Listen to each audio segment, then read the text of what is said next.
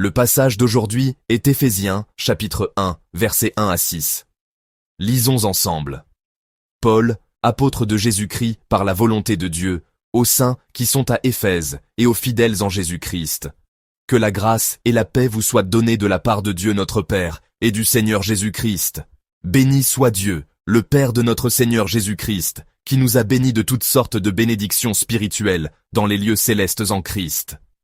En lui Dieu nous a élus avant la fondation du monde, pour que nous soyons saints et irrépréhensibles devant lui, nous ayant prédestinés dans son amour à être ses enfants d'adoption par Jésus-Christ, selon le bon plaisir de sa volonté, à la louange de la gloire de sa grâce qu'il nous a accordée en son bien-aimé. Amen. Aujourd'hui, j'aimerais partager avec vous la parole de Dieu, sous le titre « Toutes les bénédictions spirituelles dans les lieux célestes ». À partir d'aujourd'hui, nous allons méditer sur l'épître aux Éphésiens. L'épître aux Éphésiens fait partie des grandes épîtres de l'apôtre Paul, et comme vous le savez bien, elle est classée parmi les épîtres de la captivité. En réalité, Paul a écrit de nombreuses lettres depuis la prison. Ainsi, le fait de distinguer spécifiquement ces 4 épîtres comme « épîtres de la captivité » peut sembler ne pas avoir une signification majeure. Néanmoins, il est tout de même significatif de savoir d'où Paul a écrit ces lettres, et de voir que même depuis cet endroit sombre qu'est la prison, son cœur était tourné vers les saints et vers Dieu.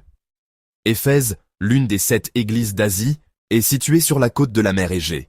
C'était à l'origine une ville côtière. On dit que la plage se trouvait juste en face du grand théâtre. Si vous regardez dans le livre des Actes au chapitre 19, lors de l'émeute provoquée par Démétrius, les gens se sont précipités vers le théâtre et la mer était juste devant. Aujourd'hui, le rivage a reculé et se trouve à plusieurs kilomètres de là. Éphèse était donc l'une des plus grandes villes de l'époque. C'était un grand port reliant les routes maritimes aux voies terrestres qui s'enfonçaient dans le continent. On pourrait la comparer aujourd'hui à des villes comme Busan ou Incheon en Corée, des villes portuaires majeures. Les archéologues estiment que la population de l'ancienne Éphèse dépassait largement les 200 000 habitants. Comment une telle estimation est-elle possible? En général, les archéologues évaluent la population d'une ville en se basant sur le nombre de personnes que le théâtre pouvait accueillir. Le théâtre d'Éphèse, que nos aînés ont visité au début de cette année et que nos jeunes visiteront lors de leur pèlerinage biblique en avril prochain, est encore presque entièrement conservé aujourd'hui. Il pouvait accueillir environ 24 000 personnes. Le stade de baseball de Jamsil peut accueillir environ 25 000 personnes, et celui de Suwon aussi environ 25 000. Pour une construction antique, sa capacité n'a donc rien à envier aux constructions modernes. On estime que la population d'une ville correspond à peu près à 10 fois le nombre de personnes que son stade ou son théâtre peut accueillir. Comme le théâtre d'Éphèse pouvait accueillir environ 24 000 personnes, on peut estimer la population de la ville à environ 240 000 habitants. C'est une estimation minimale. Certains experts pensent qu'elle pouvait atteindre 500 000 habitants. À cette époque, Rome comptait environ 1 million d'habitants et Alexandrie environ 500 000, ce qui faisait d'Éphèse l'une des plus grandes métropoles du monde. Pour moi, Éphèse a été un lieu si émouvant que je pourrais encore le dessiner de mémoire. Le chemin descendant de la colline, la bibliothèque, le théâtre. C'était une ville où Paul a séjourné pendant 3 ans, prêchant l'évangile et écrivant certaines de ses épîtres. Ce fut un lieu extrêmement touchant pour moi. Paul s'arrête brièvement à Éphèse à la fin de son 2e voyage missionnaire, sur le chemin du retour vers Jérusalem. Il y laisse Priscille et Aquilas et continue seul sa route.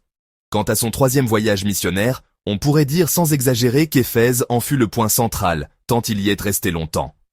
Il y a séjourné environ 3 ans et y a écrit plusieurs lettres. Un séjour aussi long est tout à fait exceptionnel dans les voyages missionnaires de Paul et montre à quel point son ministère à Éphèse fut fructueux. L'épître aux Éphésiens se distingue quelque peu des autres épîtres de Paul. La plupart de ces lettres ont été écrites pour résoudre des problèmes spécifiques survenus dans une église, en se basant sur les nouvelles qu'il en avait reçues. Cependant, l'épître aux Éphésiens ne mentionne pas de problème particulier à l'église d'Éphèse. On peut donc en déduire qu'elle n'a pas été écrite en raison d'une situation de crise, mais pour expliquer des thèmes universels comme le salut par la grâce et l'Église, la communauté de Dieu formée par les saints qui ont reçu ce salut. En un mot, c'est une épître qui vise à expliquer l'ecclésiologie, la doctrine de l'Église, à travers la sotériologie, la doctrine du salut. Le passage d'aujourd'hui se compose des salutations de la lettre et d'une louange à Dieu. Cependant, cette partie introductive contient de nombreux termes essentiels de la théologie de Paul et de l'Évangile. Parmi eux, ce qui frappe le plus au début de la lettre, c'est l'omniprésence du Christ, de Jésus-Christ. Son nom ou un titre qui le désigne apparaît au moins une fois dans chaque verset que nous avons lu aujourd'hui. Tout d'abord, l'expéditeur et les destinataires de la lettre sont tous deux décrits en lien avec Jésus-Christ. Lisons ensemble le verset 1. Paul, apôtre de Jésus-Christ par la volonté de Dieu, aux saints qui sont à Éphèse et aux fidèles en Jésus-Christ. Amen. L'expéditeur de la lettre est bien sûr Paul. Et qui est ce Paul? C'est un homme devenu apôtre de Jésus-Christ par la volonté de Dieu. Le mot apôtre, en grec, signifie envoyé. Envoyé par qui? Par Jésus-Christ. Ainsi, l'apôtre Paul, l'expéditeur, est décrit comme un apôtre de Christ, quelqu'un qui a été envoyé par le Christ. L'établissement d'un serviteur de Dieu ne dépend pas de la volonté humaine. Même si l'on désire être établi, même si l'on veut établir quelqu'un, cela ne se produit pas selon la volonté des hommes. Un serviteur de Dieu est établi par Dieu. C'est pourquoi les serviteurs de Dieu doivent accomplir l'œuvre de Dieu et non celle des hommes. Même si une tâche peut être personnellement difficile ou désavantageuse, si c'est Dieu qui l'a ordonnée, le serviteur de Dieu doit l'accomplir. Au lieu d'hésiter en pesant les avantages et les inconvénients de ce monde, les serviteurs de Dieu agissent en se demandant « Est-ce que Dieu l'a ordonné? Est-ce conforme à la volonté de Dieu ?» La sécularisation de l'Église vient de l'incapacité à faire cette distinction. L'Église se sécularise de plus en plus parce qu'elle ne sait pas discerner ce qui relève de l'intérêt personnel et de l'avantage privé. Les serviteurs de Dieu ne sont pas des chefs d'entreprise. Ils accomplissent un ministère spirituel, l'œuvre de Dieu. Par conséquent, même la mort, si elle fait partie de l'œuvre de Dieu, doit pouvoir être acceptée. Les destinataires de la lettre sont également décrits par leur relation avec Jésus-Christ. Ils sont appelés les saints qui sont à Éphèse et les fidèles en Jésus-Christ. Les destinataires de cette lettre sont les fidèles qui sont en Jésus-Christ. Ah, alors les destinataires de cette lettre, c'est aussi nous. Car nous aussi, nous sommes des fidèles en Jésus-Christ. Paul insiste ainsi constamment sur le Christ. L'épître aux Éphésiens est une lettre envoyée par un apôtre de Jésus-Christ à des fidèles qui sont en Jésus-Christ. Cela ressort clairement dans la louange qui commence au verset 3. Les versets 3 à 6 contiennent de nombreuses expressions précieuses et importantes. Le verset 3 mentionne toutes les bénédictions spirituelles dans les lieux célestes. Le verset 4 contient le mot « élection ». Le verset 5 contient le mot « prédestination ». Et le verset 6 contient cette expression si précieuse « sa grâce qu'il nous a accordée ». Examinons-les brièvement. La bénédiction spirituelle du verset 3 est quelque chose que Dieu nous donne. Celui qui donne la bénédiction est Dieu, le Père de notre Seigneur Jésus-Christ, c'est-à-dire notre Père. La bénédiction est céleste, et qui peut en jouir? Uniquement ceux qui sont en Jésus-Christ. Elle est donc d'une dimension différente des bénédictions du monde.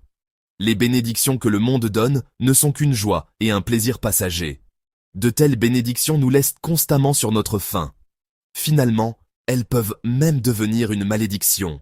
Mais la bénédiction céleste est différente. C'est une bénédiction éternelle, qui nous donne une satisfaction éternelle que le monde ne peut pas offrir. Nous pouvons jouir de cette bénédiction uniquement si nous sommes en Jésus-Christ. Car Dieu ne cherche pas à retenir ses dons, au contraire, il cherche par tous les moyens à nous les accorder.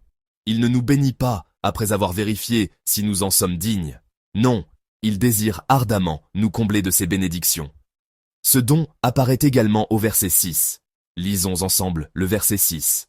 À la louange de la gloire de sa grâce, qu'il nous a accordée en son bien-aimé. Amen. Un autre don est mentionné ici. Dieu est celui qui nous accorde la gloire de sa grâce. Mais comment nous la donne-t-il? Paul dit qu'il la donne par pure grâce. Le texte original est un peu complexe, mais il est clair qu'il ne s'agit pas de quelque chose que l'on reçoit en payant un prix, mais gratuitement, c'est-à-dire sans contrepartie, sans aucune qualification de notre part. Dieu ne nous demande aucune condition, ni qualification. Il suffit que nous soyons en Christ, que nous demeurions dans cette foi, et alors Dieu nous conduira jusqu'à un lieu de gloire, jusqu'à lui-même. L'élection mentionnée au verset 4 est de même nature. Quand Dieu nous a-t-il élus? Il nous a élus avant la fondation du monde. Cela signifie que Dieu nous a choisis avant même notre naissance, avant que nous ayons pu faire quoi que ce soit, avant que l'on puisse juger nos actions, bonnes ou mauvaises. Il ne nous a pas choisis après avoir examiné s'il y avait en nous des mérites ou des conditions qu'il aurait approuvées. C'est un choix fait bien avant cela, alors que nous n'étions rien. Où se trouve la condition, alors? Le verset 4 dit que Dieu nous a élus, en lui, avant la fondation du monde. Être en Christ, voilà l'unique fondement de cette élection. C'est de cette grâce dont nous jouissons maintenant. La prédestination du verset 5 suit la même logique. Nous avons été prédestinés. La doctrine de la prédestination est probablement l'une des plus difficiles de la foi chrétienne. Mais sur quelle base cette prédestination a-t-elle été faite? Le texte explique que, alors qu'il n'y avait absolument rien en nous qui méritait cette grâce, nous avons été prédestinés uniquement par Christ, selon le bon plaisir de la volonté de Dieu. C'est uniquement par Jésus-Christ que cela s'est accompli. Ce que nous devons retenir de la prédestination, c'est ceci. Cette doctrine ne consiste pas à essayer de deviner notre avenir, ni à sombrer dans le fatalisme en se disant que, puisque tout est prédestiné, nos actions n'ont pas d'importance. Le point central est que, alors qu'il n'y avait en nous aucune condition ni qualification, nous avons été prédestinés uniquement en Jésus-Christ. Ce n'est pas moi, mais Dieu. Voilà ce qu'il faut découvrir dans la prédestination. Ce n'est pas à cause de moi, mais à cause de Dieu. Ce n'est pas grâce à moi, mais grâce à Jésus-Christ. Chers frères et sœurs bien-aimés, dans cette introduction à l'épître aux Éphésiens, nous sommes amenés à nous concentrer sur Jésus-Christ. C'est en lui que se trouvent toutes les bénédictions spirituelles des lieux célestes. C'est en lui que se trouve la seule et unique raison de notre élection. Et c'est par lui que nous jouissons de la grâce de devenir les enfants de Dieu, ce à quoi il nous a prédestinés. Je prie, au nom du Seigneur, pour qu'aujourd'hui soit un jour où vous demeurerez en Jésus-Christ, uniquement en Jésus-Christ. Que ce soit un jour qui commence et se termine par Jésus-Christ. Un jour vécu entièrement en lui. Ce jour nous a été donné gratuitement par la grâce de Dieu. Ce n'est pas un temps que nous avons obtenu par nos mérites. En ce jour nouveau qui nous a été offert, puissiez-vous jouir pleinement de la grâce de Dieu qui cherche à nous combler de toutes les bénédictions spirituelles des lieux célestes. Et que la volonté de Dieu, qui vous a prédestinés et élus, s'accomplisse aujourd'hui à travers vos vies. Je vous bénis, au nom du Seigneur, pour que vous meniez une telle vie.